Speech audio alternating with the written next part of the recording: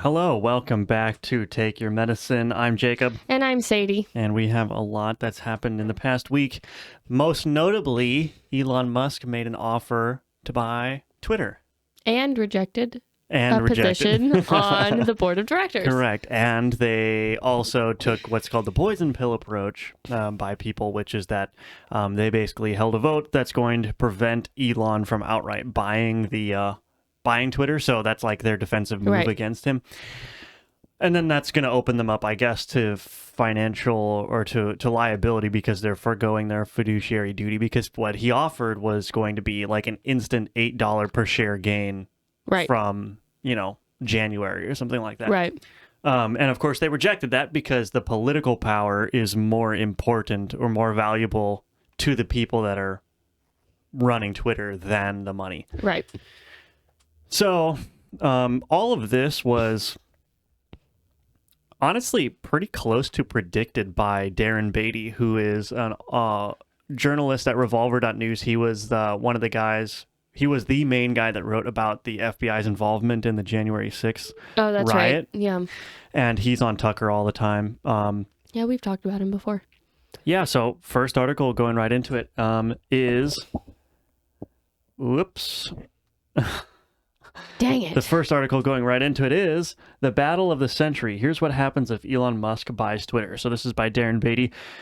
And essentially, he had laid out the case earlier on, a few weeks ago or a few months ago, about how if the best thing that you could do to protect free speech of Twitter is to have somebody like Elon Musk buy it. So he predicted that. Right. But then he goes out and lays out all of the roadblocks that Elon can expect to encounter during his attempted acquisition of Twitter.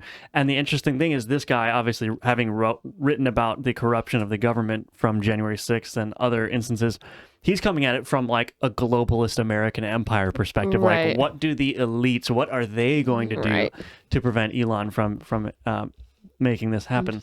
So he sets up the article by saying, but if Musk opts for the path of boldness and glory, he should be prepared for historic backlash from the regime. The entire system would mobilize against Twitter, reflecting the same cancellation strategies the regime systematically employs to control politicians, websites, major businesses, and even countries. Twitter would get the George Floyd treatment on steroids. The regime would employ the George Floyd tool recently used to cancel Russia, but directed with laser-like focus on a single company and its lone brilliant iconoclast leader. So he says, step one here. Step one for the regime to delegitimize Twitter and Elon Musk owning it is to blame the platform for its users. And so in here, what he basically says is anything that happens on Twitter's platform, whether it can be spun as racist or sexist or whatever, is what the regime's going to do. They're going to label Twitter as a threat because misogynistic, racist, white supremacist views are going to be enabled by the presumed free speech policies that Elon Musk would adopt. Okay. So we've seen this pattern repeated several times. Yes, that's true. Across the internet, just broadly. Number two for the regime would be a coordinated pressure campaign. So he says, once Musk's new free speech Twitter is established as a bad actor, a vast constellation of activists and nonprofits will lurch into action to put more and more pressure on the company to change its ways. These sorts of attacks should be familiar, as they were used to bring Twitter in line with the censorship regime years ago. So again, this is kind of coming at the first issue from a different direction, which is they're going to find instances of racism, homophobia, whatever, and then they're going to get activism from companies, from individuals to put pressure on the company to change its ways. It's kind of dirty, but it's also like he's brilliant for laying this all out because this is exactly what's going to happen. I mean, this is like a step-by-step strategy. Right. That has, it's smart to lay it out in the context of how it would play out with the acquisition of a major social media platform, because we've seen it happen in other realms of life, like with January 6th with George Floyd, but they've utilized a social media platform to implement that. So it's it's interesting to see the same strategy applied directly to said platform. Yeah. So he's smart to lay it out the way that he's doing, but you read it and you go, yeah, I can see that happening. That makes perfect sense. Mm-hmm. So he's taking an observation that we can all make and he's putting it into layman's terms brilliantly. Yeah. So. And I was talking with you about this too. I was like, oh, watch the government's going to come in and try to figure something out. Not 2 hours later, you sent us an article that said exactly that he was now under multiple investigations for whatever. But. And so this all makes sense. And like you were saying, this is the brilliance of the article. This all makes sense if you view it through the lens of the regime is going to try to maintain its power. We're not in a system of rules. We're not in a fair system. They're going to let you play by the rules if it doesn't affect them. You can make your money in your index funds or whatever as an individual. But as soon as you start threatening the power centers, they're just going to pull out all the stops. They're going to do literally everything dirty trick. We saw it with Donald Trump, which is why it's not surprising. Right. Donald Trump endured endless, silly investigations over even the smallest things. Right. Because they just wanted to drag him through the swamp. They just wanted to pull him down into the bog so that he would never get out. And they're doing the same. So Elon Musk, the day that he announced that he made an offer to buy Twitter, coincidentally, the SEC and the Department of Justice announced that they're doing a joint investigation into some of his Tesla malfeasance. So, I mean, totally the unrelated. SEC investigating when such a high sum of money was offered makes sense. But the DOJ's involvement doesn't make sense. It's because they're trying to find him being dirty in some way. Well, typically what happens with government agencies is they each have their own unique set of powers. And so by the SEC and the DOJ doing a joint investigation, the SEC they can do a lot more. Is going to basically absorb the powers of the DOJ. Right. So they're like, hey, we have permission to do this, right, DOJ? And the DOJ is going to go, yeah, sure, whatever. Yeah. Or they could say, well, we technically don't, I don't know if this is true. This is just an example, but the SEC could say, we technically don't have the power to subpoena anything, but the DOJ does. So why don't you subpoena it and then send it back over to us? Again, I don't know if that's true, but that would be like an example of the SEC lacking a power that the DOJ has. So it's basically the government entities have become one amalgamation for the purpose of taking down Elon Musk. There's no independence between these agencies. That's a total myth. They're just going to collage themselves together whenever it makes sense to do so. Dirty stuff. But this article goes on to say... Sorry, there's a jet going by. It went by earlier. It's very loud. This article goes on to say, Step 3, Exodus of the Blue Checks. And I think this is an extension of... activism. Is so funny because I was just listening to Matt Walsh, his episode from today, and he was saying that all of the blue checks are commenting like, if Elon Musk goes through with this, I'm out of here. And Matt Walsh was being facetious, but he's like, whatever will we do if this person is no longer on Twitter? Right. Because it was like some blue check, but blue check no name. That it's like, oh no, we'll miss you forever if you leave, right? Right.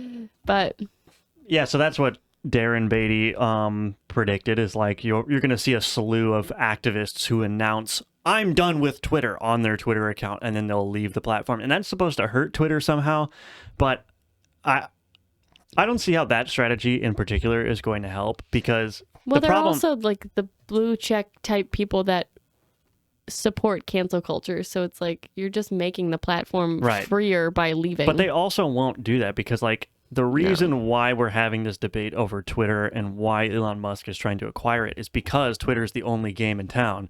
Right. And so it's like you basically have to bend Twitter to however you want it to be by force. Right. And so these people, they can declare their intent to leave and they might even leave for like a week, but when they find out that there's no other platform where they can have a megaphone to the extent that they have on Twitter, they're going to come crawling back. So I don't think this one's going to be as potent, but I think you will see a lot of this performative activism, and you're already seeing it. Well, I also don't think if Elon Musk is able to purchase Twitter successfully, I don't think he's really going to change things that much, except maybe reverse like the hate speech rules or the hateful conduct rules or whatever. Like anything that's not actually inciting true violence or something that is criminal, he'll walk back. But other than that, I don't think anything about Twitter is really going to change. Well, he did talk about making like the code open source. Yeah, I actually really like that idea. So that might explain it. Like if Twitter is doing something nefarious with like their content algorithm, and that gets exposed by open sourcing it, maybe that's what they're protecting. They don't want to be revealed to have been building an explicit bias into like their algorithm that recommends the content. Well, that's reason why the company itself would not want him to purchase this, but these blue check activists, I don't think are thinking that deeply. No. Yeah, you're right. I'm just saying in the context of how it'll affect their lives is like minimal. Yeah. So. Okay, and then the last step that he says is step 4, deplatforming, and this section's in all bold. He says, think Twitter is too big to ever take down? Think again. If America's ruling class acting in concert can silence a sitting United States president, they are capable of cutting off virtually anything. Twitter itself has shown how it can be done by simply banning links to web content it doesn't want shared. In 2020, Twitter blocked links to the New York Post's bombshell Hunter Biden story. The same year, Facebook blocked all links to unz.com. I don't know what that is, but... I don't know what that is either. So he's basically saying the nuclear option for the regime is just to find a way to remove Twitter from the internet, which I'd like to say that it wouldn't happen, but you can't say that with confidence. It would be very extreme if they did that, because a lot of people would be really upset. But you could definitely see how Google and Facebook would start deranking or shadow banning links to Twitter. Oh, absolutely. Yeah. If they couldn't actively block it or prevent the content from being shared, they would just shadow ban it, so you would have to try really hard to find it. Yeah. That could be a thing. I was going to say something about Elon Musk, and now I can't remember what it is. Well, this is the last piece I have on this story, which is you're already seeing what Darren Beatty wrote about becoming true. This is from a tweet from Axios, and it says, the world's richest man, someone who used to be compared to Marvel's Iron Man, is increasingly behaving like a movie supervillain, commanding seemingly unlimited resources with which to finance his mischief-making. So they're already starting in terms of trying to paint Twitter as a tool that's going to be used for mischief-making. Like, that's what they're doing. They're saying this man acquiring it is dangerous. Now, to point out, the largest shareholders in Twitter include the likes of Saudi Arabian royalty, Vanguard, and BlackRock. Right. The corporate press doesn't have any problem whatsoever with those huge investment firms and the Saudi royal family having huge stakes in Twitter and running it how they see fit. But Elon Musk, a guy who is very pro-free speech, comes along and says, I want to buy it. Now it's all of a sudden dangerous. Now he's the mischief maker. It's not the multinational conglomerates that own an obscene amount of all the wealth in the world. It's this one guy who wants to make a positive change for the United States. But also, he is still like Iron Man if mischief making is what he wants to do, because Iron Man is not actually... It's harder to parse that Iron Man is a true hero, because he sometimes makes questionable decisions, because he's like a true capitalist scientist. Yeah. Elon Musk, in my mind, is still Iron Man. He's still doing whatever he thinks is best for him, financially and personally and business-wise. So still like Iron Man, but not, I wouldn't say he's a villain, but I don't think Iron Man is a villain either. I like the bottom. It says Elon Musk goes into full goblin mode. He's serious. Yeah. He's a goblin now. Yeah, that TED Talk he did where they tried to ask him about his plan B, and he was like, another time. I'm like, you really think he's going to tell you his plan and going to show his cards? Yeah. Of course he has a plan B. He probably has a plan C and a plan D. Yeah. If plan B doesn't work. Yeah, I can't imagine that he actually thought that they were going to take him up on his offer. No, that's what I was going to say. Yeah, I think he was serious about his offer, but I don't think he thought it was going to be accepted. But I think the point of making the offer in the first place was to point out how corrupt Twitter has become and to make everyone talk about it now. Because then in the TED Talk, when he said, I want to make the code open source so people can see how biases affected into timelines and things. Now everyone's going to go, wait, that's a thing that's been happening? Mm-hmm. And Parag Agrawal, or what's his name? Parag Agrawal or something? Yeah, Parag Agrawal is like shaking his boots now going, oh, shit, everyone's going to know what we've been doing, regardless if we take his offer or not. And then on the flip side of that, if he isn't sold the company, he's probably just going to sell all 9% of his share and tank the stocks. So if that's plan B, it's a pretty good plan B, I guess. But he really has the upper hand in this situation, no matter what the Twitter board decides to do. Yeah, it will be interesting to see what happens. I guess we'll have to find out. I mean, this seems to be moving pretty fast, so I'm curious to see maybe by next week if Elon has made his next move or not, because like this whole thing happened in like the span of a week. Like, well, I think he's waiting to hear back from the board again. Right, but he rejected so he bought the 9 shares, he rejected the board seat, then he made the cash offer to buy Twitter, and then they rejected it. Yeah, that was like all happened in like a week and a half. That was like one thing a day. Yeah. He did that. Yeah. So I'm curious to see how this keeps going. I don't know. I don't see why you'd bet against Elon in this position. I think he's a really smart guy. I think he knows what he's doing. So we'll see. We'll see what happens. I just don't think it's going to be as negative a purchase as a lot of people are trying to make it out to be. But should we talk about this bigoted optical illusion? Hey, if you buy into this optical illusion, you're a bigot. But yeah, so I cropped the image of it. Okay. If you want to go to that. So here's the image. Okay. Do you want to describe the image? Yeah. The image is a man running, a silhouette of a man running, presumably.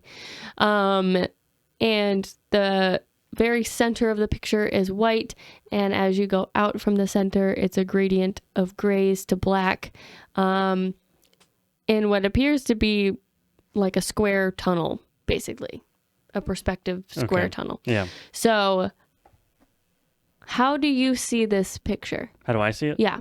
It looks to me like it's a man running away from me. Away from you? Yeah. How do you see this picture? I also saw that it was a man running away. Okay. But that's interesting that you say that.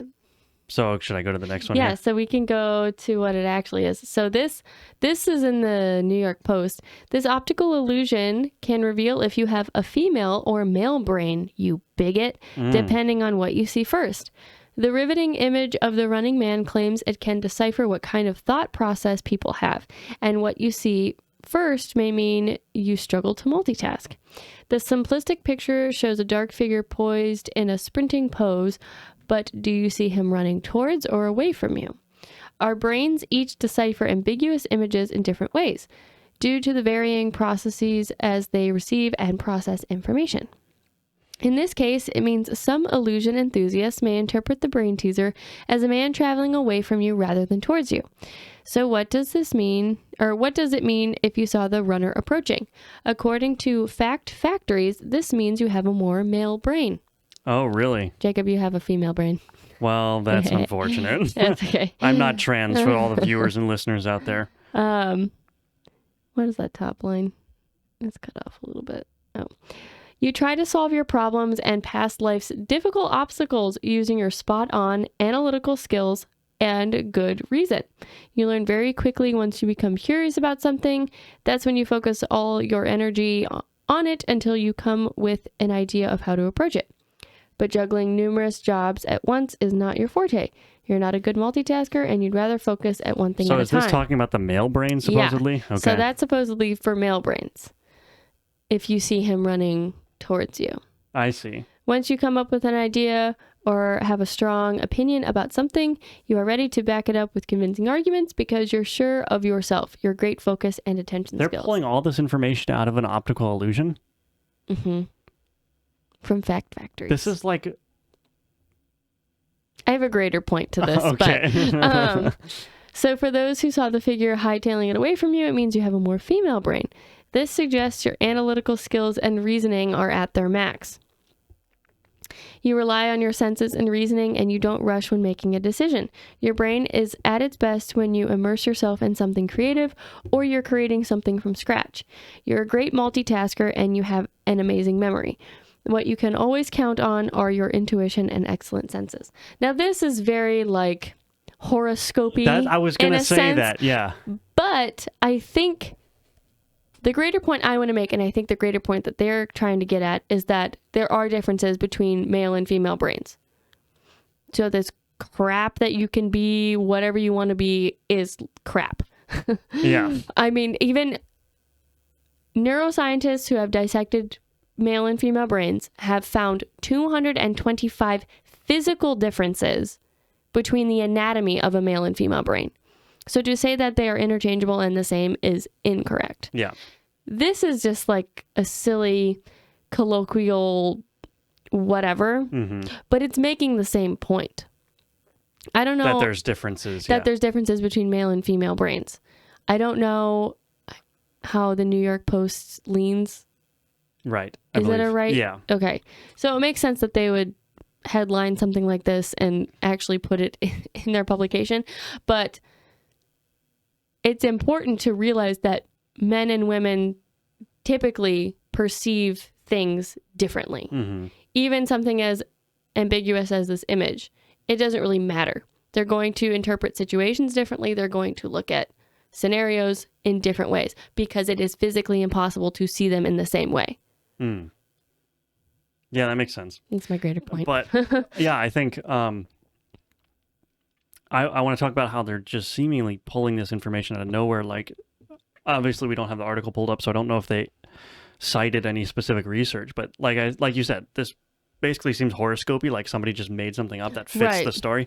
And it's like, I have no doubt, or I have a strong suspicion, I should say, that if you showed this to a large enough sample size, that you would see a distinct difference in what women perceive versus what men perceive, with a lot of overlap, right? Because like you said, I apparently have a female brain from seeing a man running away, right? But what I would have expected is if you can either see a man running away from you or running towards you, I would expect that women would be more sensitive to the image of a man running towards them, by the nature of them being less physically capable of defending themselves against an aggressive man. So my thought would be they would be more sensitive to that type of imagery, whereas a man might not be coupled to that at all. That's weird that you say that, because the first thing I saw when I looked at that picture was a man running away, and my immediate thought was he's running to do something for me. Oh, interesting. So I didn't immediately feel fear. I felt like this is a man who is on a mission to do something that is going to benefit me. See, I was just thinking like... But you don't have a female brain, so you wouldn't think that. I would, like, my thought did not go beyond, oh, it's a man running. Like, there was no deeper interpretation. It's like, oh, he's running away. Which could, again, if we had the actual research pulled up with this optical illusion, that could be part of the male brain thinking, is just, it's a man running. Yeah. But they just happen to see him coming towards you. Right. But the other thing, too, would be interesting. If a man sees a man running towards him, maybe his first thought is, I'm about to get into conflict because there's someone approaching me. So exactly what you said, but not like a female being attacked, but like two men about to be in conflict. Yeah, I wonder. Yeah, maybe if you controlled for like temperament, maybe if you took like somebody who an ex-con multiple times over, has been in prison in and out all the time, and you showed him this optical illusion, maybe their initial instinct would be, oh, I'm gonna frink this guy up. Right, you know? exactly. Like, but that was my first thought, was he is running to do something. Right. Maybe not for me directly, but indirectly I will benefit from it, whether it's getting something or defending me or whatever. Yeah, I think there is value just looking at that optical illusion. If you could study it and break down all of the, or, compartmentalize all the different variables and see if you could control for some aspect. I'd be interested to see if there was a pattern that emerged that women tended to see more of one thing. It's an interest, but the fact that they took it to this ridiculous degree and like extrapolated all of these male traits out of seeing like... I feel like that's the New York Post for you, but... Well, this originally came from The Sun, it said, which is an even more tabloidy magazine. Right. Well, I think The Sun was just being advertised on the side. No, it said the story was originally from The Sun. Oh, did it say that? I'm going to click on this Factories link and see if they cite any actual studies. Yeah, that'd be interesting because there's definitely a difference in the biology of the male and female brain. How that manifests in terms of interpreting ambiguous images, that's a totally different story. Okay. So this says Daphne Joel, an established neuroscientist, was quite interested in how our gender is formed and dedicated her time to research the phenomenon. 2009, she launched a course dedicated to gender studies at Tel Aviv University, and her research took her on a quite interesting journey. So I guess it's So it sounds like there was actually some legitimate study done on it. Yeah. My guess would be that they did some legitimate study, found some murky results, and then the Sun took it and tabloidized it. I'm sure, yeah. I mean, if this woman has been studying this phenomenon since 2009, I imagine she's had some pretty interesting findings, but they don't link any actual neuroscience studies, so it's hard to say.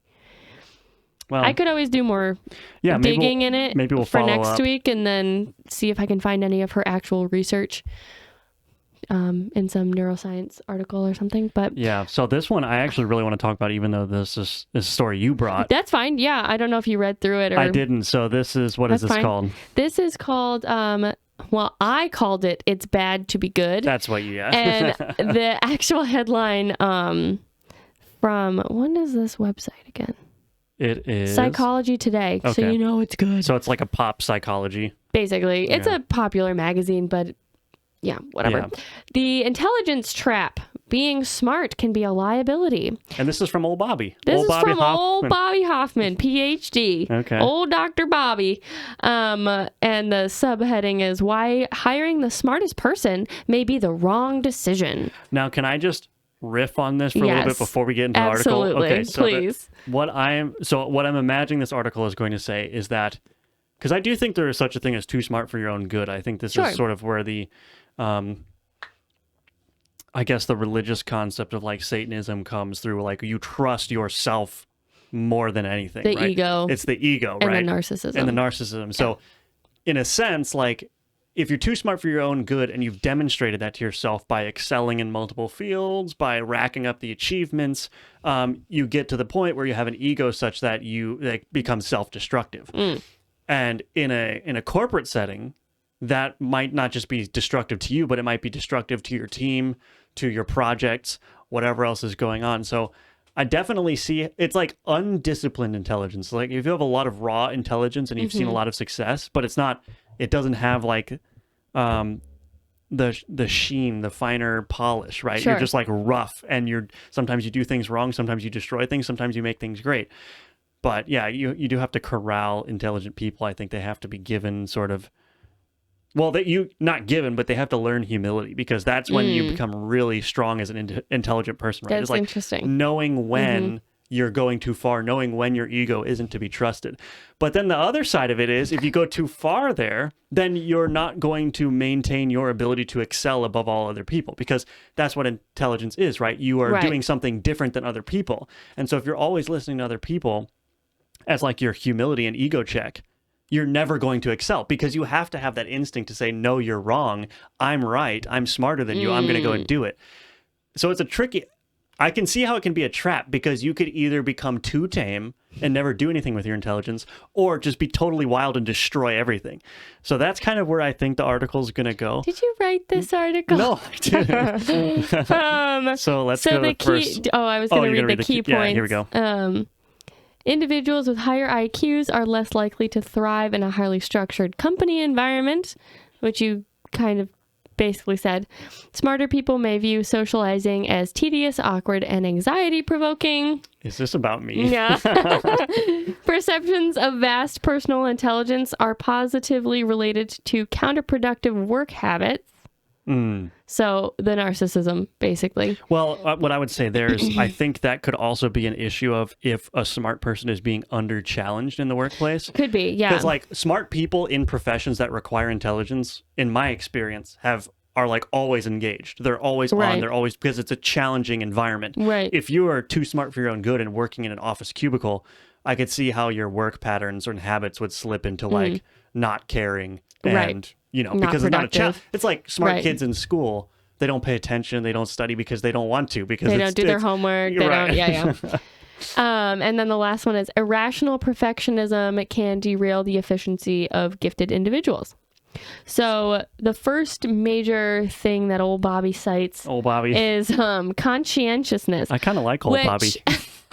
Which from the jump, after reading this the first time, I was like, this explains why some of the smartest people you'll ever meet are the dumbest people that you'll ever meet. Oh, interesting. So, okay. So this reads, individuals with elevated levels of conscientiousness tend to be precise, persistent, tidy, punctual, methodical, and hardworking. They pride themselves on consistent performance, metaphorically coloring within the lines, and reaching personal goals.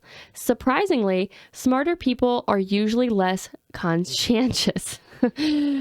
When the going gets tough, the smartest people rely on their intelligence alone to get through challenging situations.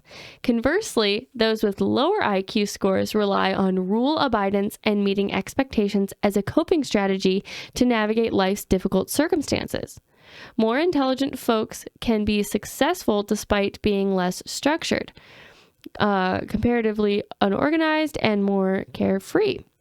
Ironically, there is a higher concentration of conscientious people in the field of education, where we would expect intelligence to be paramount. Additionally, more conscientious folks are early risers, presumably because when the conscientious get up early, they have more time to get things done. Interesting. So I didn't know that conscientiousness was, I guess, negatively correlated with intelligence. So the higher your IQ is, the less conscientious you tend to be. Right. Which makes sense, right? Because if you think from like an evolutionary perspective, right? You want the smartest people in your population to be foregoing the rules and discovering new ways of doing things, right? And risk takers. Right. You want those, because you kind of want, from an evolutionary perspective, you want a good bulk of your population to just do things the way that they've always been done, because that's what you've discovered has worked so far. But then you do need that small portion of people who they look dumb sometimes because they're going against the conventional wisdom. But sometimes they look really smart when they go against the conventional wisdom. Right. So I guess, yeah. But it's kind of like, you're a really intelligent person, but you have no common sense. And you're like, what are you doing, smart person? How are you so dumb?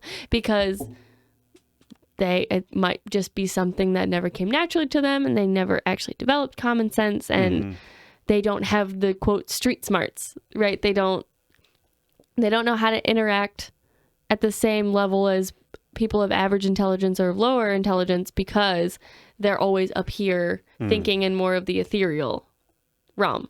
They don't need to be conscientious because they're smart enough to get through life fairly easily. Yeah. Well, the thing is too, like, I have a tendency to not do things according to the way other people would do things.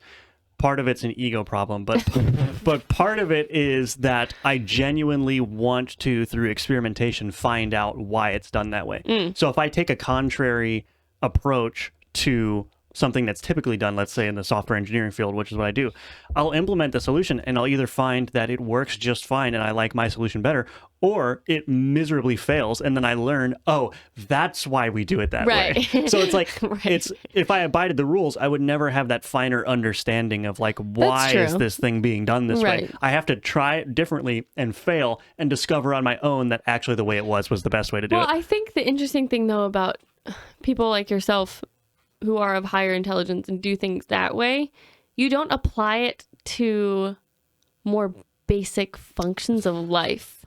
You're a software programmer, so of course you would take that approach in your career because it's something you're interested in and that you want to figure out how to break it or not break it and understand it.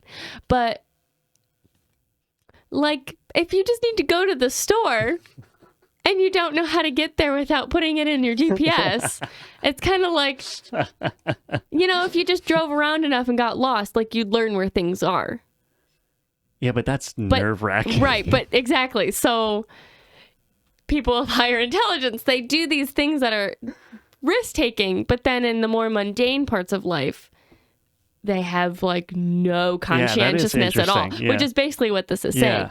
And having you as my brother, I read this and I went, oh my God, that's true. I can attest to that from personal experience. This is like my horoscope in a psychology paper. Well, and we, our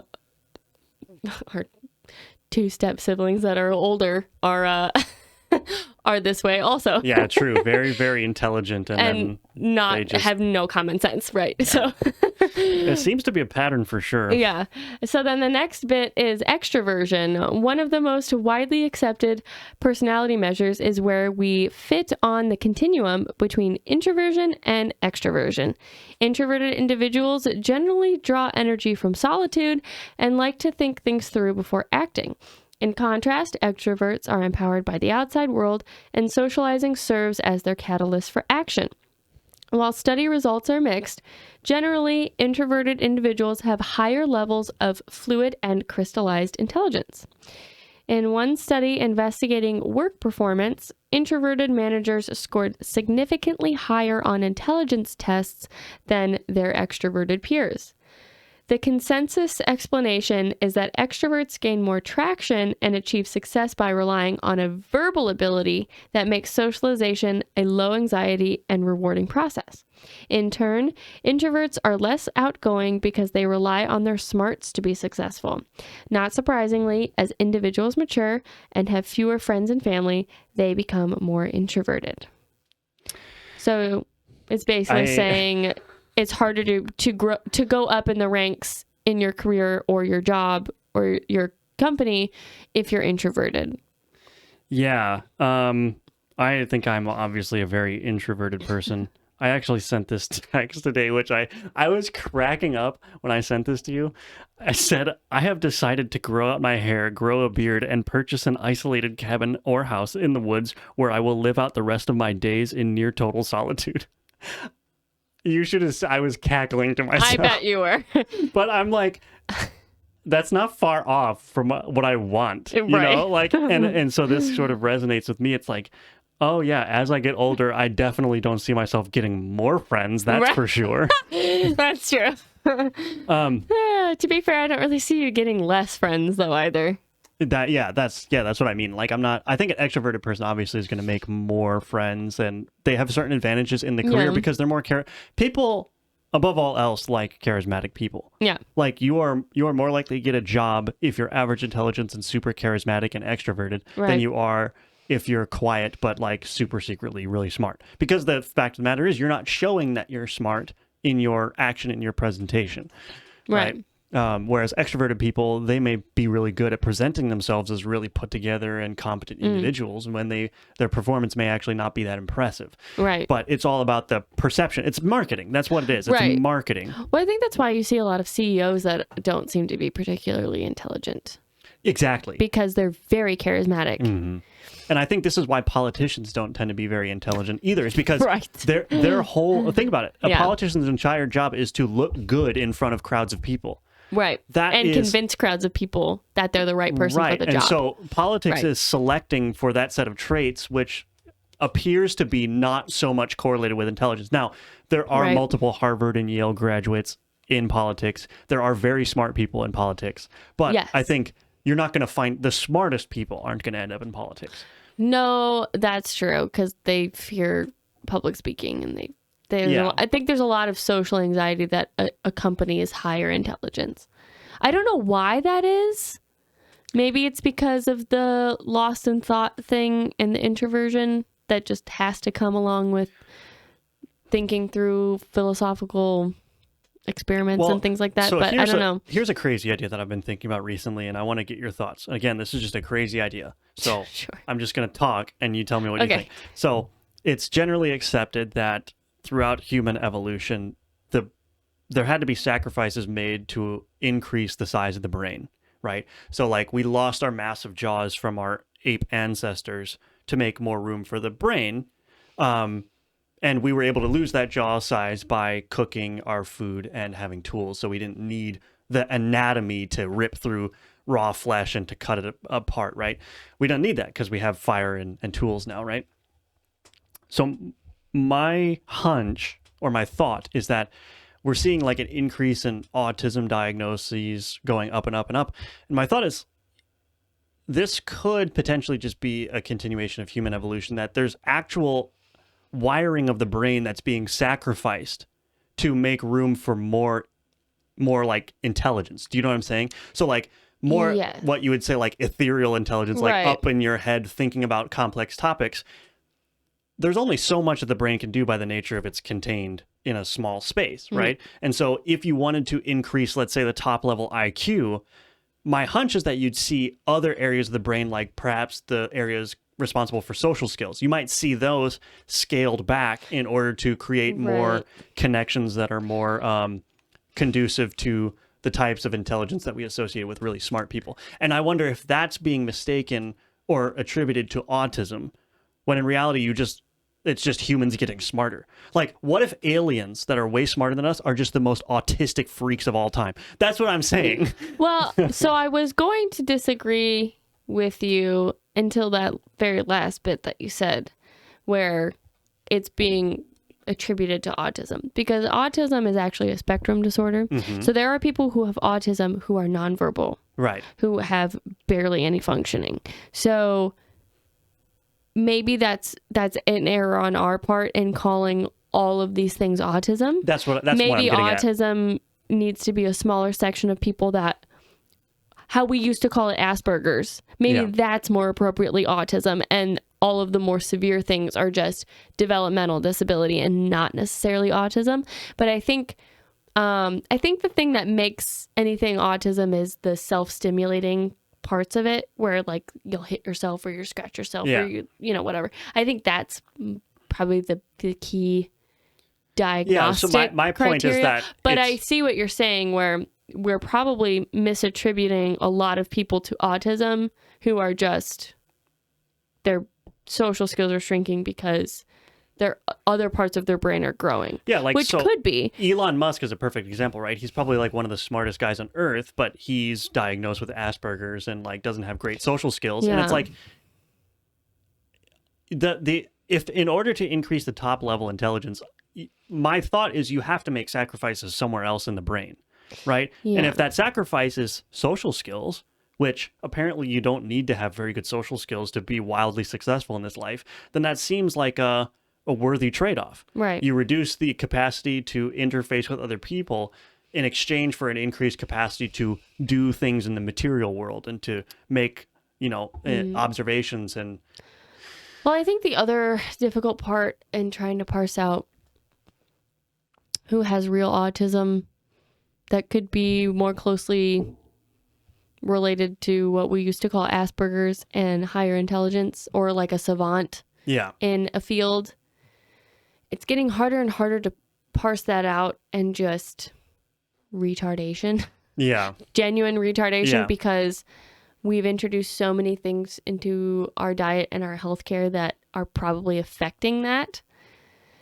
So figures like Elon Musk, it's obvious, okay, you have Asperger's, so you are functioning at a higher intelligence, but he's not necessarily socially awkward. Like, he still understands social cues and he understands social agreements and things like that. So he's not completely out there, not understanding how to interact with people. So but I think if you use him as an example and then show someone else who's very similar, you could be like, okay, that's someone with true autism or whatever we're going to call it, and they probably are of a higher intelligence. And I think that group of people is actually very small. There's a lot of people that are diagnosed with, quote, autism, but I think that group of people that would be considered savants or would have been diagnosed with Asperger's 20 years ago are probably the true people with autism, and it was not affected by their diet or their medicine or anything like that. I think that number is very small, but that's not to say that it couldn't be part of evolution. I mean, we won't know until we're way down the line. Right. And can look back and say, well, everyone's like this now. Everyone's socially awkward and of higher intelligence. Right. our ancestors must have been dumb or whatever because they needed social interaction or well, that's another thing whatever. too. Like if you live in a smaller community, let's say like a hunter-gatherer, social skills would be more important than Right. the ability, because like you That's didn't a good have point, you didn't too. have people sitting in their wigwams like trying to invent new devices and saying "shut up, go away" to everyone. No, because it was like a small community, everyone had to pull their weight. But with the modern era, you can just get lost in academics and Yeah. entrepreneurial pursuits. Right. And you can not only thrive or survive in that position, but you can thrive. It can also be socially acceptable to move into the middle of nowhere in a cabin and never see anyone Exactly. ever again. No Yeah. one's going to be like, well, they're not pulling their weight, whatever, because Exactly. it's all done for you in a very impersonal way. Mm-hmm. Because you can just go to the grocery store. You don't have to know Right. who made that food, who delivered that food, who stocked that food. It doesn't matter. Right. And the only thing that matters is, do you have the money? Are you paying for it? And Exactly. it's like, So, I mean, it's abstracted. So anyway, Exactly. I just thought that was, I don't know, interesting to talk about. yeah. Who knows what's true, but It's a good theory, I think. We'll probably never know in our lifetime. yeah, it's way too complex to, anyway. Yeah. So the next thing that old Bobby says Old Bobby. is counterproductive work behaviors. Most intelligent people believe they are highly competent and as such have plenty of positive self-esteem, Preach. which is what you said, ego and narcissism. That's Yeah. a nicer way of saying it. But Yeah. in turn, these individuals feel they are highly desirable to employers because of their unique abilities and qualifications. Preach. Sadly, high intelligence perceptions may be damaging, breeding contempt towards employers when the employee feels that the organization does not recognize their advanced intellect and extraordinary potential. Church. Yeah. The disconnect between personal and company impressions leads smart folks to believe they are overqualified. Mm. When perceptions of overqualification fester, individuals become less productive at work and more prone to devious behaviors and distractibility due to feeling slighted by their employers. What does it mean? Employers should do everything possible to listen to employee perceptions, and when recruiting, test for individual self-perceptions. The smartest may not always be the best fit. Depends on the job. Excuse me, depends on the job. Yeah, and I hate to bring up software engineering all the time, but it's obviously the world that I know the most. And Right. there's a style of interview in the software engineering world, particularly for like the top end startup jobs, which involves not only doing a coding assessment, which can take anywhere from a couple hours to 8 hours. Jeepers. Just as part of it, like your application Right. is like, okay, this is like the first step of the interview. If they like that coding assessment, then they will do like a 4-hour either on-site interview or virtual interview where you will like whiteboard architecture diagrams and stuff with employees of the company, like people that you'll Okay. be working with. And the thing about a lot of developers, I think going off of this, they have a tendency to believe that they're overqualified. The problem with a lot of developers that I see is that they will immediately scoff at the idea of doing a coding assessment. They'll be like, I'm not going to work for free. Look at my resume. Like, look where I've worked. I'm not going to do this coding assessment that's going to take 4 hours. It's a waste of my time. I have a family to feed. Like, they'll come up with all these like arrogant excuses for why they shouldn't do that. And even for the on-site interviews, like they're not paying me to work for half a day. I have other stuff to do. Like, this is ridiculous. They need to gut this. And so that's obviously what they're talking about. They believe they're overqualified, and so they're refusing to submit to the typical hiring practices. But then you get people like me who come in and say, I look at it like, yeah, I'll do it because all of these developers are self-selecting themselves out of the hiring process. The candidate pool is being limited for me without me doing any work. Literally, all I have to do is show up and do the coding assessment and the whiteboard interview, and I'm already in like the top running for like the candidates. So it's like, so interesting. I do believe that I'm qualified for the positions that I'm applying for, but I also have the humility to submit to their hiring processes because I know that's advantageous for me. And I think this is kind of where the trap comes in. It's like, you think you're too smart to do this thing that everyone has to do. Just do it. Not only do it, but do it to the best of your ability. You're already 95% of the way there. Yeah, I mean, the first thing I thought when you said that, I mean, being a person of average intelligence was just, you need to do the coding assessment, but one, coding is difficult, so they need to make sure that you actually know what you're doing and you didn't just lie on your resume, because it'd be pretty easy to lie and make up startup companies and just say they failed or whatever. Right, exactly. Because there's just so many of them. So one, it's important to make sure that as a programmer, you can actually do the thing that you said that you can do, but also they want to see if you can withstand 8 hours of the same rigorous programming. Because if you need to do 8 hours of that and you start making errors in hour 6, they're going to be like, okay, this person cannot do 8 hours a day, 5 days a week of this. And so they're not going to be a quality candidate anyway. Also, it's like, what happens if they decide, you know what, too many candidates are self-selecting themselves out of the process because they don't want to do our 4-hour interview, so we're going to get rid of that. And they start hiring people. Well, what happens when you get a really tedious task as a software engineer that has to be done by somebody and it's up to you? Are you going to do it and finish it? Or are you going to complain and moan and whine about it because it's tedious and you don't want to do it and you're overqualified for the task that you've been given? That's another, like, that's another layer. Yeah. So it's like, I would not have thought of the self-selecting out part, but that makes sense because if we're talking about people that think they're overqualified or that they deserve to get paid for this interview or whatever, it's interesting. Yeah. Very interesting. Literally, all you have to do, like, I think this is probably true for most areas of life. Just show up and do a good job, and you're already 95% of the way to, like, making a positive impression on somebody. Well, and I think the biggest thing to remember, too, is that employers or, like, I studied music in college, and a big part of, I wasn't a music performance major, but a big part of my education was performing for audiences and for professors that were quite literally judging me and criticizing me. That was part of my job. I did not get a good grade until I played for them and they criticized me. But the biggest part that they always taught us was people are not coming here to listen to you hoping that you'll fail. They are coming here wanting you to do well. So that's a big part, I think, in the workforce too. Employers are not expecting you to show up and do a shitty job and go, well, I was right, they were going to do a shitty job. They are expecting you to show up and do a good job, and they want you to do a good job because they also benefit from you doing a good job. So I think the biggest thing that people get caught up with, and you were talking about imposter syndrome last week or the week before, that's a big part of it too, is people are like, I'm an imposter, everyone wants me to fail, but it's literally the opposite. Yeah. And even if you think about it from your own perspective, when other people are doing something and you're observing them, you want them to do well. So the same goes when you're the one being observed. But everyone thinks that, oh my God, everyone wants him to fail. Everyone's expecting me to mess up. But it's like, literally nobody wants you to mess up because it'll be the cringiest thing ever and nobody wants to deal with that. Right. So I think that's a big part of it too. Yeah, that's a good point. But so it goes on. Irrational perfectionism. Did I say that right? Perfectionism is the next thing he highlights.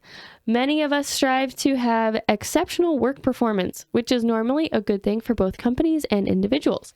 Unfortunately, the excellence goal gets out of hand when the individual exhibits perfectionist concerns that dictate a constant and rigid demand of the self to be perfect under every possible circumstance. A description that closely parallels the definition of a gifted individual. Wait, I have a thought already. Can I jump in here? So we were talking about the lack of social skills among intelligent people. Perhaps some of that is just a desire to be perfectionist in social interactions, which is just not possible. That doesn't make any sense. It's not a thing. It doesn't make any sense. Yeah. So I wonder if there's a tendency among smart people to feel like there's always a right way to interact with somebody, and they get caught in their own head thinking, okay, how do I respond if this happens? How do I respond in this situation? How do I respond, if somebody walks up to me, how do I start a conversation? Like they're over intellectualizing something that should be sort of more natural. Just sort of more flowing. Well, that would make sense why they would be introverted too, because if they're always worried about how to be perfect in a social situation, they'll just choose to not be social. Yeah, that's and have very few friends and not interact with anyone outside of their family or their very small friend group. That's a good point. So, yeah. Okay.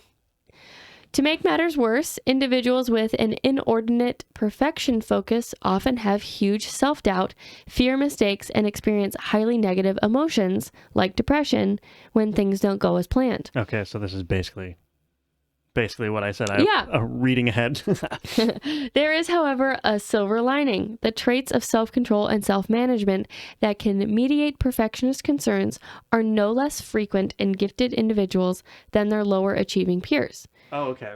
So it's probably just a matter of learning how to implement self-control and self-management in the realm of like workforce perfection, workplace perfection.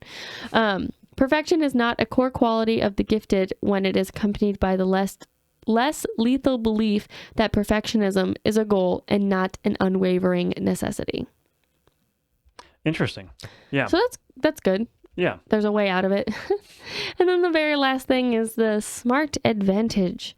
Is there hope for a highly qualified and exceptionally intelligent person at work? Of course, there is. Sorry, I said that weird. Of course there is. Being smart has decisive advantages in the workplace. Those who score higher on measures of IQ and emotional intelligence have a better ability to delay gratification, have less performance anxiety, and develop a better sense of humor than their lower scoring peers. Smarter folks tend to share more, think teamwork, and will lend a hand when another person needs help. The bottom line, an organization should test for the qualities and traits that align most closely with its organizational philosophy. Over-reliance on perceptions of intelligence and experience may often be a hiring mistake that the organization will soon regret. So he's basically just saying, as an employer, you want to hire somebody that's well-rounded. Ideally, you want to get somebody that's intelligent and has all of the other positive qualities, but intelligence alone isn't going to get you to your business goals. And I think that's probably true. I'd rather have somebody that's really easy to get along with and maybe isn't as efficient of a worker than somebody who's really efficient and just you can't interact with them. They're not a team player, because there's value in not just the efficiency of the work that they're doing, but how they work within the team broadly. Exactly. Right. And if even one person's like really nasty to work with, that can drag down the entire team. Right. The other thing would be interesting, because this is just talking about individuals with high intelligence, but it would be interesting to see the breakdown of individuals with high intelligence that are male and female, like the difference between the breakdown, because then you also get into the territory of agreeableness. Right. Because how does high intelligence and agreeableness interact? Or how do they represent together? Because I have a hunch that highly intelligent males are not agreeable, typically. Yeah. They tend to be more disagreeable because of the ego and the narcissism. But then highly intelligent females, I feel like, probably experience more of the negative parts, like depression or feeling that they're overqualified for a job or feeling the imposter syndrome, because they're more agreeable and highly intelligent. So they can't stick up for themselves when they think that something is better than the way that it's being done. But for the sake of the team, they don't say anything. Yeah. And I think females tend to be more extroverted too, generally speaking. So, which goes along with the agreeableness versus the disagreeableness. But I don't have any studies off the top of my head to support that, but I've heard many successful, intelligent women tell stories about how they had to learn to be more disagreeable in order to make it. So exactly. The example that comes to mind is Megyn Kelly. She's obviously very successful in the news business, now has a very relatively large podcast, and she told this story one time about how she figured out early on that in order to make it in the industry, she had to learn how to be more disagreeable, and she adopted that mindset. She basically adopted what would be more traditionally considered male traits, and it served her very well. And so I think that's for intelligent women that might be experiencing what you were talking about, like the more negative emotions, you can learn how to adopt the disagreeable strategy, even if that's not your nature. So it's like, you can resist and go against your nature. I mean, that's the entire point of yes, but I just wonder how many women would be happy doing that. Yeah, true. Like, is Megyn Kelly happy that she became more disagreeable, or is she regretting that she did that? Yeah. It's hard to say. That's not really something that powerful women will talk about, because they don't want to usurp their own power by admitting something like that. But right. I don't even know if that's because you can say that you're disagreeable, and as long as you're still being disagreeable, you're like, no one's gonna say, oh, she said she's disagreeable, so we're just not gonna like. No, that wasn't really my point. My point was like, you can train yourself to be disagreeable and withstand all of the criticism that you're going to receive as a higher up in a company. Like, let's say you're a woman and you're a CEO and you got there because you taught yourself how to be disagreeable, but your underlings are still going to have plenty of criticism for you. And any other company that you do business with is going to really push your bounds because you're a woman, and they're going to expect you to be more agreeable. And so you really have to train yourself how to be disagreeable. But then come later in life, are you going to regret that? Would you have been happier being agreeable and going with your nature? That's kind of my point. Okay. Yeah, that makes sense. Because you can train yourself to do pretty much anything, but that doesn't necessarily mean that it's going to benefit you holistically. Yeah. Yeah, that makes sense. So that would be interesting to see too. There's a lot of unknowns, and who knows when they will be known, but it's they're interesting to ponder though. And if I ever get a chance to talk to a woman who is the CEO of a company who did that for the majority of her career, I will definitely ask her these questions. Well, so while we're talking about like neuroscience related issues, there's this one which you have here. Yeah. Family Matters. Family Matters from neurosciencenews.com. I thought this article was interesting because it's basically what everyone on the right has been saying for years. Oh, wow. But this is a study published by some scientists, but it says family structure associated with delinquency for adolescents. Delinquency. Okay, so let's go into this. So adolescents living in single father, single mother, father stepmother, or mother stepfather families report more delinquency than those living with both their parents, being their natural born parents. According to a new study published this week in the open access journal PLOS One by Robert Svensson and Bjorn Johnson of Malmö University, Sweden. I have no idea if I said that right, but and this should good guess. I mean, even just from that first paragraph, it should be obvious. Like Gus Johnson has a bunch of skits where he basically acts like the kid that has a stepdad in middle school, and everyone's like, "Oh, so relatable." And the kid's always is that the one where he's like smoking a cigarette in the playground or whatever, and he's like, "My stepdad gave these to me." Or whatever. Exactly. Yeah. But it's like the fact that he can make a comedy skit about that and then get millions of views, and everyone's like, "Oh, so relatable." Yeah, I remember that kid in middle school. Right. It's obviously like stereotypes. Many of them exist for a reason, and they're just observations, right? And the stereotype of the middle school kid who has a stepdad who is a total delinquent, gets his hands on lighters, and just does random, like, not extreme things, but just like smokes cigarettes or like steals alcohol, or so it should be like culturally obvious that should be culturally obvious that divorce isn't good, particularly at a young age for children, right? And it's nice to have a study that confirms it, but just by observing in your own life, you can tell these things. And I think the big problem with society is we like to delude ourselves into thinking, oh, no, it will be fine. And it's like, no, just look around. You can see the evidence is right in front of you. Well, and I think that's an interesting point that you said, that they don't, even like kids that grow up in step-parent homes from a young age, they might have slight delinquency, but they don't do anything very major. I think that's because at least there's a father figure in the home.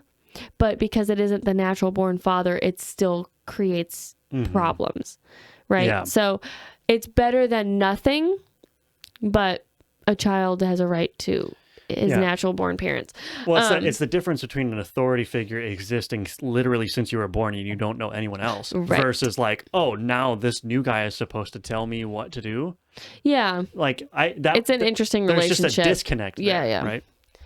So this study, previous studies have found that not living with both parents is positively associated with delinquency, meaning that there's more delinquency if you don't live with both your parents. But family living arrangements have been highly simplified, only comparing living with both parents versus not living with both parents, for instance. So this new study It does more configurations. It does more configurations. The researchers used data from 4 cross-sectional surveys carried out between 2016 and 2019. So a pretty good chunk of time in southern Sweden. Self-reported information on 9 delinquent behaviors, such as shoplifting, graffiti, or robbing someone, as well as detailed family structures, was available for 3,838 adolescents aged 14 to 15. So it's a pretty good sample size. Yeah. Over a very large amount of time. And this is in a nation, Sweden, which is highly homogenous. So right. there's not going to be a huge racial divide there. It's going to be mostly... Right. So you don't have the cultural considerations as well. Right. There's no racial consideration, no cultural consideration. I'm using those terms interchangeably, gotcha. Race and culture. Because, and then... What else was I going to say? Oh, and this is a nation with a large social safety net. So this is not... I would imagine poverty is not going to be an extremely huge issue in this situation. I was going to say it's a large social safety net, but it's also a relatively wealthy country. Right. So it goes on to say, among all participants, those living with both mother and father or living in a symmetrical arrangement in which parents live separately and share custody, but are both single or both have new partners, were involved in delinquency to a lesser extent than those with other family living structures. Compared to adolescents living with a mother and father, delinquent behavior was more common among those living with a single father, an incident rate ratio of 1.898, a single mother, incident rate ratio 1.661, a father and stepmother, 1.606, or a mother and stepfather, 2.044. Wow, so the stepfather scenario really makes the delinquency rate skyrocket. Yes, the stepfather and the single father are both very high as far as delinquency ratio. That's really interesting. Because I would have thought that the presence of a father would have been the determining factor of how the rates of delinquency would go downward. But I don't know that it's so much the presence of the father. I think it's necessary that the father and mother are together. I've been thinking about this a lot. How there are more masculine traits and behaviors and there are more feminine traits and behaviors. And feminine and masculine traits and behaviors can exist in anyone. Mm-hmm. Because you are raised with a mother and a father. Oh, okay. So just because I am a woman, it does not mean that I do not have masculine behaviors or masculine traits, because I was raised with a father who taught me those things, like how to be disagreeable in some situations, to stick up for myself, to tell someone when something bad had happened to me, fight back, protect yourself. Those things are more masculine in nature, mm-hmm. because there will not always be a man to do it for you. Right. Or even how to use tools or how to drive a car was pretty masculine. It's pretty neutral, ubiquitous now. But even still, men are more drawn to cars in general. And machines in general. Very rarely do you see a woman who's riding a motorcycle even. Right. Motorcycles, even mowing the lawn, things like that. And then the flip side, boys who grow up with their mothers learn more feminine behaviors like controlling emotions. Sharing. Like if you are really angry and you want to punch that person, but it's not appropriate. Mom is the one that teaches you that it's not always appropriate. If it's man on man and there was some disrespect there, that's one thing, but you don't hit a woman. Right. You don't hit an elderly person. You don't hit a child. Like there are social situations. You don't hit a pet. There are social situations where violence and aggression are not appropriate. Mm-hmm. Or, mom teaches you how to be more open to talking about your emotions for the sake of a future wife as a man. Yeah. You would not be able to have a mate in the future if you did not have some kind of feminine behavior instilled in you. Mm. So it makes sense that if you are only growing up with your father, you will have delinquent behaviors because you don't have mom there to tell you, like, sometimes aggression is not appropriate or damaging property is not appropriate, even if that person slighted you. Yeah. There's a balance that is to be had from growing up with a mother and a father in the same home. So do you think the mother's stepfather combination, which is the highest rate of delinquency, is it that perhaps the stepfather is, I think Scott Adams calls it like the new CEO move, where the new CEO always does something drastic in a new company to establish that he's the one in control? If this is a situation of that, where the stepfather comes in, the mother submits to him because she cherishes the relationship. It's a new relationship. She wants to keep it intact. Stepfather comes in and starts setting down the law, but is not blood related or has not been with that kid for the entire time. So he's coming in, not aggressively per se, but he's coming in, setting up new rules. The mother isn't really saying anything, just letting the stepfather do whatever. Exactly. And then the kid is going, well, who are you, number one? And number two, they're losing the connection to their mother that they might otherwise have had. It's being weakened a little bit. Exactly. That's my thought. Anyway. I would agree with that. Because a stepfather, masculine figures are always more powerful than feminine figures. Just in nature, that's just how it is. So I think there's truth to that a stepfather is going to be a much more overpowering figure, especially if it was mom and kid in the house together for a long time before. He comes in very overbearing, and maybe he's friendly, but it's still a different way of living. Oh, it is an overbearing presence, even if he's not personally overbearing. Right, because he's probably very tall, very large, and if you're a little kid, you're going, oh my God, this guy is massive. Right, and he's not my dad. Because he's much bigger than mom, right, and he's not my dad. You're not my dad. So I think there's a lot of delinquency behaviors that can stem from that, just a reaction to the introduction of that person into the home. It could also be just like a male competition thing too, That's because these are 14 and 15-year-olds. Right. So it's like the Oedipus complex coming back a little bit. But at that age, they're going through puberty. They're becoming larger, more aggressive, but they're still emotionally immature.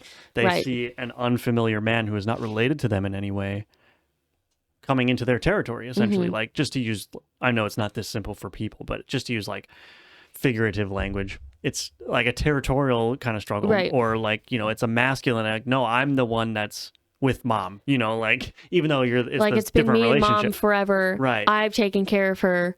I had to become the man of the house or whatever. Right. And now all of a sudden, although it doesn't specify that it's just male 14 and 15-year-olds. Yeah, that's true. But if we're using that example, it's like, I became the man of the house. I'm the one that's been taking care of mom. And now you're going to take that job from me. And so then it's like, what am I, a kid again? Right. But they've already done some, growing up already. Right. Just by nature of having to, just the two of them or whatever. That's interesting. Well, like you said at the beginning, the conservatives were right again. The traditional family structure, it works. Well, and we see this in America. Fatherless homes lead to a lifetime of crime in the children until they are inevitably killed by gang violence or police. Or drugs. Yeah. And although this was done in Sweden, which is a very white society, is very homogenous, I think very low crime generally. Yes, it is. But they said it was more delinquent crimes. It wasn't anything major. Yeah, like But graffiti. I think if it persists, it will snowball and become something more dangerous, just inevitably. But I think we can take this study and really apply it to our own society and say fathers are needed in the homes. Absolutely. Yeah. But fathers and mothers together are needed because you need the balance of the masculine and feminine in all children to make a complete society. Also, one other thought that just popped into my head, which is we may be inadvertently doing the exact wrong thing in our society in custody battles, because the mother-stepfather combination is the worst one in terms of delinquent results. But the mother is most likely the one to get the majority of the custody time with the children. Right. So we're putting them with the mothers who are then going to go and marry another guy who's going to become a stepfather. Now the kids are stuck in the family structure that is most likely to produce delinquency because we're giving the mother majority custody time. Right. So we may inadvertently just be doing the exact wrong thing thing for the kids. And that's true because according to the study, a father and a stepmother, the incident ratio rate is the lowest of delinquency. It may actually be so better. So it would be better to place children with their father so that if he did introduce a woman into the life of the children, it would less likely result in an uptick in delinquent behaviors. Yeah, that's very interesting. That's a good point. Courts take note. So divorce, it's like a compounding issue. You don't, obviously the proper structure is the natural mother and the natural father together. You don't want divorce to happen at all. But then when it does happen, then we're putting them in the worst situation they could be in terms of the divorced family structure. So it's a compounding issue. We're doing the wrong thing initially by divorcing, and then we're sticking them in the wrong situation post-divorce. Exactly. That's wild. Wow. Okay, well. But it's just now been proven with the numbers. Yeah, so that's great. Yeah. I just thought it was really interesting. So I have one final story. I just want to breeze through this because I think everyone should be aware of this. So this Newsweek article says, exclusive, inside the military's secret undercover army. So this kind of goes back to the regime talk that we were having earlier. And I just want to mention this because this should have been way bigger news than it was. And hardly anyone picked it up. Yeah, I have not heard about this. So this intro paragraph says, the largest undercover force the world has ever known is the one created by the Pentagon over the past decade. Some 60,000 people now belong to this secret army, many working under masked identities and in low profile, all part of a broad program called Signature Reduction. The force, more than 10 times the size of the clandestine elements of the CIA, carries out domestic and foreign assignments, both in military uniforms and under civilian cover. So here's Newsweek reporting on this. The Pentagon has a 60,000 strong secret army that conducts domestic operations. Not all 60,000, but they have agents literally embedded everywhere in the United States domestic population. Yeah, they said under civilian cover, so you wouldn't even know. Exactly. What was that other part it said? It said in real life and online, sometimes hiding in private businesses and consulting. Oh, yeah, I shouldn't have skipped. Yeah, so these people are embedded by the Pentagon into private businesses domestically. This is what this paragraph is saying. That should be illegal. Right, so think about, now bring it back to the Twitter conversation we have earlier. Are any of the members of Twitter board in contact with this secret army? Are any of the people at Vanguard and BlackRock members of the Pentagon secret army? Of course they are, right? Because let's think about it. It's not even a conspiracy, right? Newsweek is confirming that this 60,000 strong shadow army exists and they operate secretly under civilian cover. What if you are a nation and you have that kind of army? It would be dumb. It would be delinquent of you to not put your agents at the top of the biggest financial institutions in the country. It's true. That's literally where a ton of the nation's power is. I would if I was trying to be effective as a Pentagon organization of this, you would literally not be doing your job correctly if you didn't embed people at these financial institutions like BlackRock, like Vanguard, like the World Economic Forum. Right? Yeah. So it's shocking, isn't it? How did this not get mentioned? I have not heard about this. So how did this not get mentioned? And so let's see, this next one.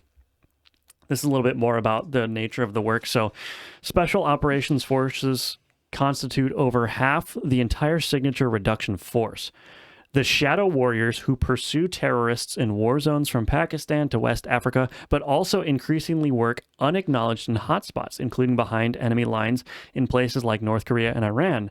Military intelligence specialists, collectors, counterintelligence agents, even linguists make up the second largest element. Thousands deployed at any one time with some degree of cover to protect their true identity. So there's a very strong anti-terrorism aspect to this, which I have no doubt about.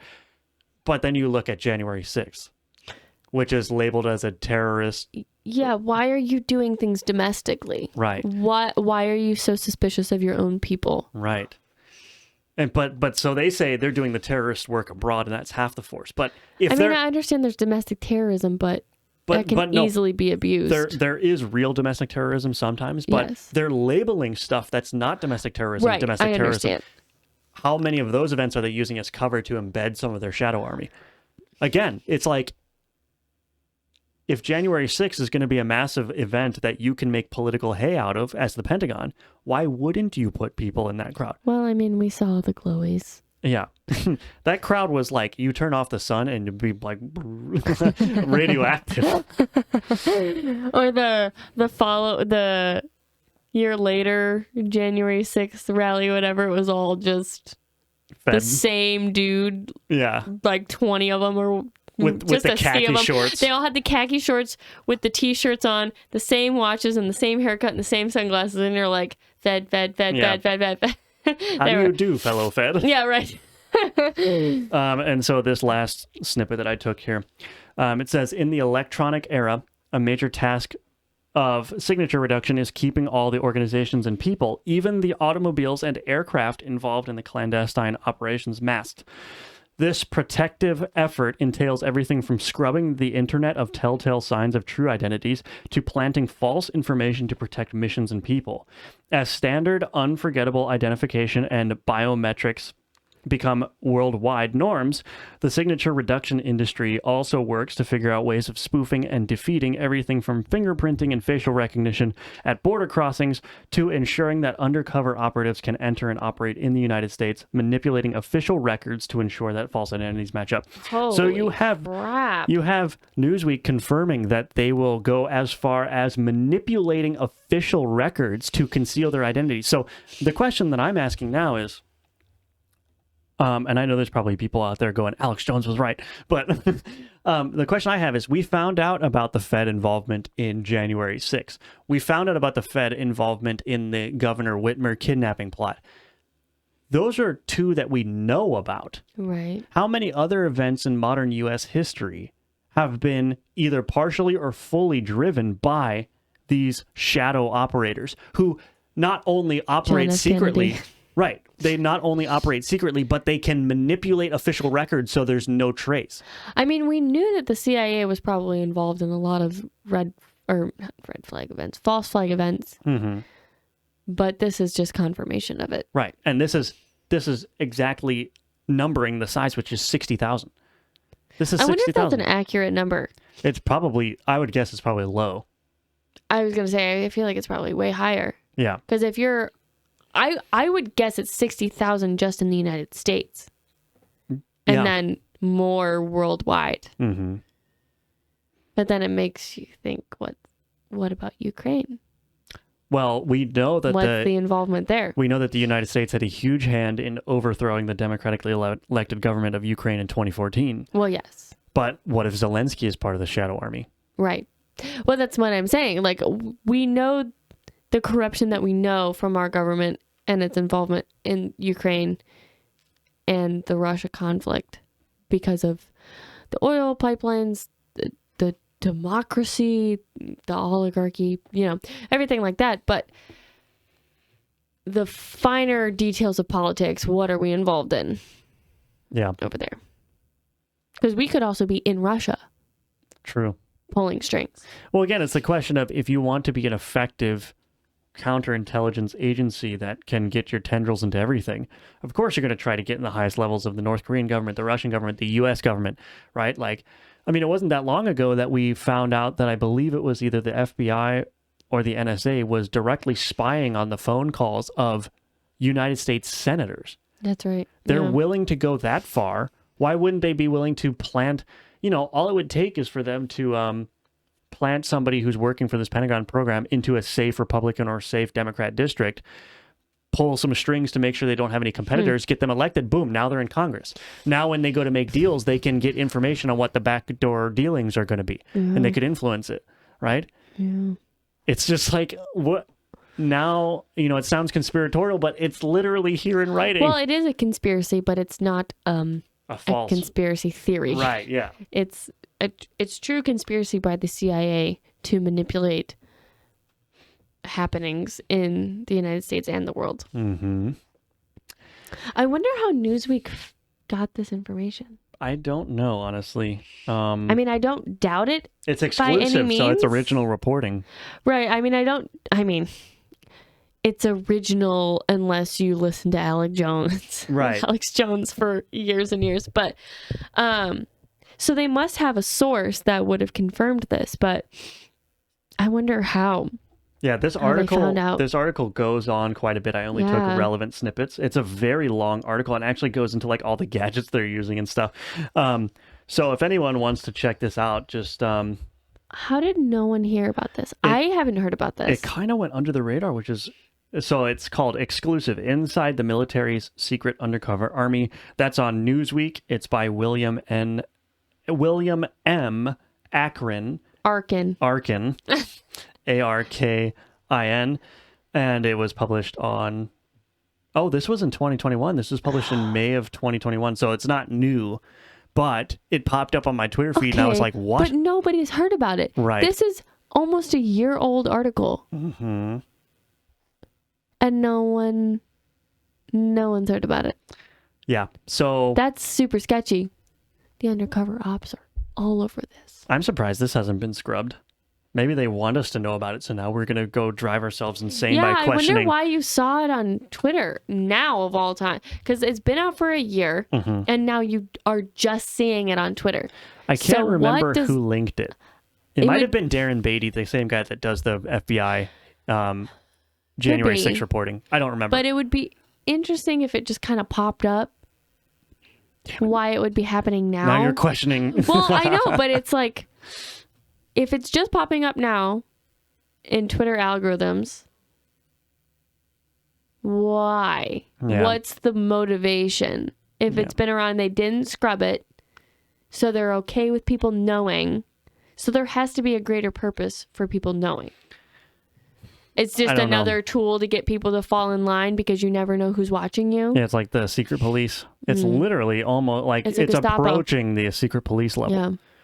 Because oh man, that's scary. That is scary. You never know who's going to report you. Mm-hmm. Of course, we're putting all of this on the internet, but granted, even 60,000, if it was just in the United States, that's still a very low density. But still, like, it doesn't really matter if it's low, because they're not going to come after you and I, at least initially. But they're planted in the top levels, like I said, the Goldman Sachs, well, you Vanguard. Can't recruit unless you're at the top. Right, but I'm saying they're gonna get the most bang for buck out of each of their recruits, which means they're gonna put them in optimal positions. Right, but I'm saying that their recruits that are at the top can then recruit underlings. But you can't do that unless you already have a substantial amount of power. Right. Anyway, that's a very scary story, but we can end on that one. Freaky. Hopefully more people are aware of that now. So yeah, that's it. This has been Take Your Medicine. Once again, I'm Jacob. And I'm Sadie. And be sure to check out all of our links in the description wherever you're watching or listening, and we'll see you in the next one. Talk to your local Fed.